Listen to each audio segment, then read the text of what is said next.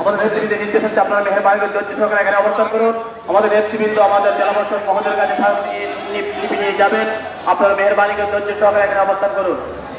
সম্মানিত ইমাম সাহেবগণ, আপনাদের অনুরোধ করছি আপনারা ধৈর্য সহকারে এখানে অবস্থান করুন। এটি সেটি ঘোরাফেরা না করে কোথাও না বসে আমরা এখানে কিছুক্ষণ তাই অবস্থান করবো। আমাদের সম্মানিত নেতৃবৃন্দ স্মারকলিপি নিয়ে আমাদের জেলা পরিষদ মহোদয়ের কাছে গিয়েছেন। পুরো ধৈর্য সহকারে আমরা এখানে শৃঙ্খলার সাথে আমরা আমাদের অবস্থান কর্মসূচি পালন করবো। মেহেরবানিকে সকলে শান্তিপূর্ণভাবে অবস্থান করুন। যারা বারিন্দা দাঁড়িয়ে বারিন্দা বসে আছেন, আমাদের সহকর্মীবৃন্দ আমরা আজকে বসে থাকার জন্য আসি নাই।